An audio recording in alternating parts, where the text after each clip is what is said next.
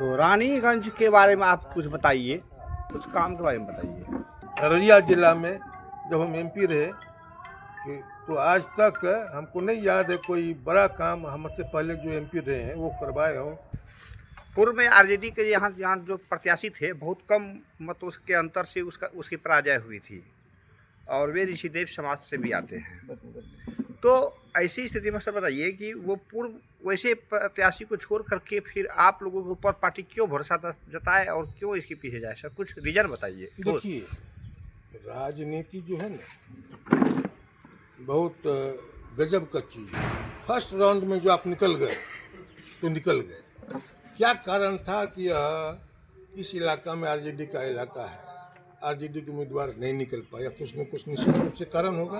रानीगंज में कार्यालय उद्घाटन के मौके पर पूर्व सांसद सुखदेव पासवान एवं वर्तमान राजद के रानीगंज विधानसभा के भावी प्रत्याशी संजीव पासवान के पिताजी से रानीगंज से जुड़े हुए मुद्दों पर बातचीत हुई।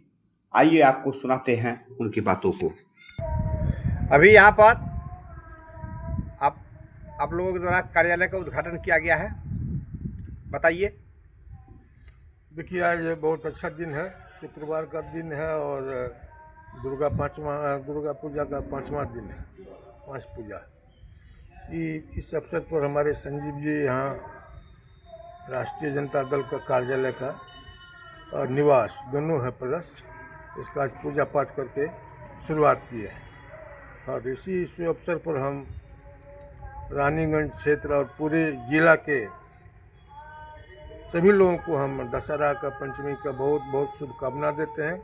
सबकी हार्दिक मैं बधाई देता हूं कि आप लोग सब सौहार्दपूर्ण वातावरण में दशहरा पर्व मनावें और किसी तरह का किसी प्रकार का कोई भेदभाव नहीं रहे। वैसे अररिया जिला गंगा जमुना का तहजीब से है, यहाँ कोई दिक्कत नहीं है। जिस तरह से तालमेल है अररिया जिला में हिंदू मुस्लिम सिख ईसाई, इसका कोई जवाब नहीं है।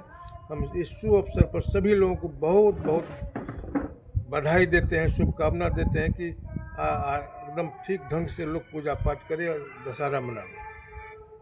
सर, आप अररिया जिला से बहुत दिनों तक जो है यहाँ के माननीय सांसद रहे हैं, तो रानीगंज के बारे में आप कुछ बताइए। आपके कर कमलों के द्वारा कुछ ऐसा काम जो यादगार है और यादगार रहेगा, कुछ काम के बारे में बताइए। देखिए, कुछ काम जो है वैसे अररिया जिला में हम 2 4 5 ज़्यादा तो नहीं है, तो बहुत काम कुछ मुख्य रानीगंज से संबंधित कुछ बता देना चाहते हैं। जब हम एमपी थे तो अररिया से रानीगंज, रानीगंज से भरगामा, भरगामा से त्रिवेणीगंज, त्रिवेणीगंज से सुपौल, सुपौल से सरायगढ़ तरबिट्टा, यह जो स्टेट हाईवे है हमारे रिजिम का पास किया हुआ। ग्रामीण विकास मंत्री उस वक्त थे आपको रघुवंश बाबू, उस समय पास करवा। एक रोड ये महत्वपूर्ण रोड ये है। दूसरा रोड आपको सुभाष चौक फारबिसगंज से लेके फिर रानीगंज, रानीगंज से फिर आपको सरसी होते हुए कुर्सेला, दोनों स्टेट हाईवे हमने उस वक्त पास कराया था, जो अभी आराम से बहुत पुराना शानदार रोड, एनएच से भी अच्छा रोड है, दोनों रोड है। उसके बाद अररिया जिला में जब हम एमपी रहे तो आज तक हमको नहीं याद है कोई बड़ा काम हमसे पहले जो एमपी रहे हैं वो करवाए हों।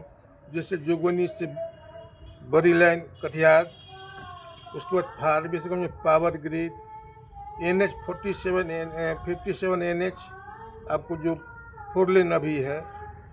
उसके बाद आपको बहुत ढेर सारी पुल पुलिया जितना है सड़क है हमारे राज्य में जो पास हुआ, जो ऐतिहासिक चीज़ है वो आपको बनकर तैयार हुआ। अभी आपको ये अभी लास्ट में बता दें आपको कि अभी हम लोग जब लालू जी रेल मंत्री थे तो हम लोग शिलान्यास करवाए थे जदुवंश पवित्री कॉलेज महाविद्यालय के बगल में, पूर्व बगल हम वाइनपी कॉलेज करवाए थे शिलान्यास लालू जी से। जो भी आपको देख रहे हैं कि उस वक्त जो बड़ी रेल लाइन जो गई है कितना सुंदर लगता है। अभी बहुत जगह भूमि का अधिग्रहण बाकी है, लेकिन अररिया से गलगलिया वाली रेल लाइन उस पर ट्रेंड अब चलना शुरू हो गया कि लोगों में काफ़ी खुशहाल है। ये सब हम लोगों के रेजिम का देन है, लालू यादव के रेजिम का देन है कि यह भी विकास का काम हुआ। एक भी हमको नहीं लगता है एक भी काम कोई एनडीए की सरकार बतावे अपने रेजिम में शिलान्यास करके उद्घाटन करवाया हो। एक भी काम का एग्जाम्पल आपको पूरे अररिया जिला में नहीं मिलेगा।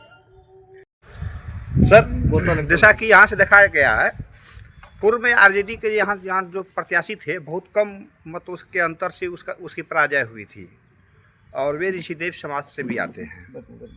तो ऐसी स्थिति में सर बताइए कि वो पूर्व वैसे प्रत्याशी को छोड़ करके फिर आप लोगों के ऊपर पार्टी क्यों भरोसा जताए और क्यों इसके पीछे जाए सर, कुछ रीजन बताइए। देखिए, राजनीति जो है ना बहुत गजब का चीज़ है। फर्स्ट राउंड में जो आप निकल गए तो निकल गए। क्या कारण था कि यह इस इलाका में आरजेडी का इलाका है, आरजेडी के उम्मीदवार नहीं निकल पाया? कुछ न कुछ निश्चित रूप से कारण होगा, बहुत सारे कारण है, वो कारण हम गिनवाना नहीं चाहते हैं। लेकिन लालू जी, तेजस्वी जी और पार्टी के शीर्ष नेता संजीव जी को आश्वासन दिए हैं कि जाइए अपना क्षेत्र घूरिए, आएगा तो समय पर हम आपको टिकट।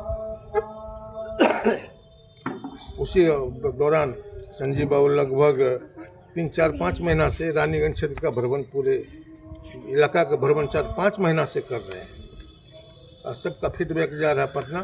वो लोग इसके कार्यक्रम, संजीव बाबू के कार्यक्रम से बहुत ही लोग संतुष्ट हैं कि अच्छा काम कर रहे हैं। और कुछ जनाधार से जुड़ा हुआ कुछ बात बताइए जो कि संजीव जी की जो बात है, जो उनकी दावेदारी है उसको मजबूत करता हो। देखिए, हम 5 बार के एमपी रहे हैं अररिया जिला से, तो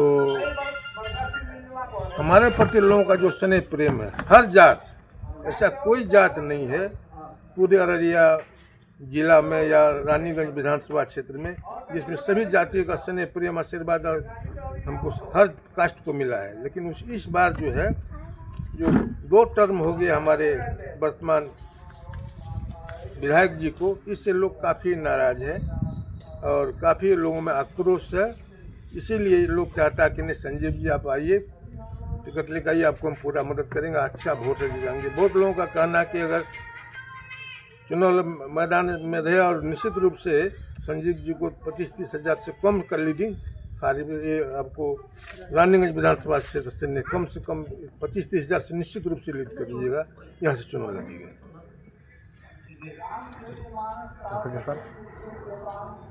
जी, संबतिया न्यूज को समय देने के लिए बहुत बहुत धन्यवाद।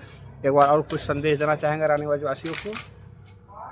रानीगंज वासियों को दशहरा के शुभ अवसर पर बहुत बहुत शुभकामना है और सौहार्दपूर्ण वातावरण में दशहरा पर्व मिले और पर्व गुजरे और सब आदमी मिलजुल के दशहरा पर्व मनावे, ये मेरी शुभकामना है।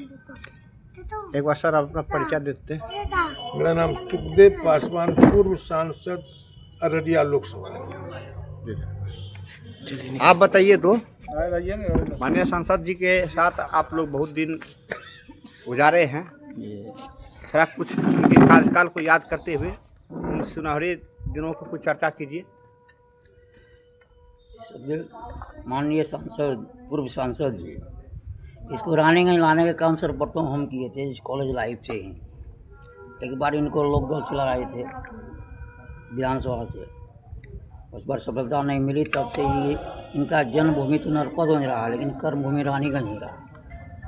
और ये 5 टर्म एमपी रहे अररिया लोकसभा से, और ये इतने मिलनसार है, इनके नज़दीक छोटा बड़ा ऊंच नीच किसी का भेदभाव नहीं है जी। और हमारे बड़ा सहयोगी रहे हैं, हम लोग कॉलेज में एक साथ थे और इनका कार्यक्रम बहुत अच्छा था, हम बहुत अच्छा संबंध रहा है। और ऐसे नेता की ज़रूरी है इस क्षेत्र में जो सब लोगों से मिलते जुलते रहे, सबका दुख में भागीदार बने। इन्होंने एक काम किया 5 टर्म एमपी में, किसी तरह की इसके प्रति किसी का शिकवा शिकायत नहीं है। इनका कार्यक्रम बहुत अच्छा रहा। जब हम लोग जहाँ बुलाए, चाहे वो दिन हो रात हो के चले आए, चाहे संसद भवन में चलता रहे हो प्रोग्राम, जब कोई ऐसा खबर जाता था रानी सभा से ऐसा हो गया यहाँ से, तो वहाँ से वो निकल के सीधे जनता के बीच में पहुँचते थे। और इनका कार्यक्रम बहुत अच्छा रहा एक ऐसे नेता को हम लोग चाहते हैं। और अभी इनका पुत्र जो प्रयासरत हैं विधानसभा से, तो हम लोग यही आशा करते हैं कि अगर इनको टिकट मिल जाए तो ये पूर्ण रूप से सफल होगा। और हम लोग प्रयासरत हैं कि संजीव जी को टिकट मिले रानीगंज विधानसभा से। क्या परिचय हुआ आपका? परिचय प्रोफेसर कमलसिंह प्रसाद यादव, हसनपुर, पोस्ट मेरीगंज, थाना रानीगंज, जिला अररिया। जी बहुत बहुत धन्यवाद सर। कृपया चैनल को सब्सक्राइब फॉलो कीजिए।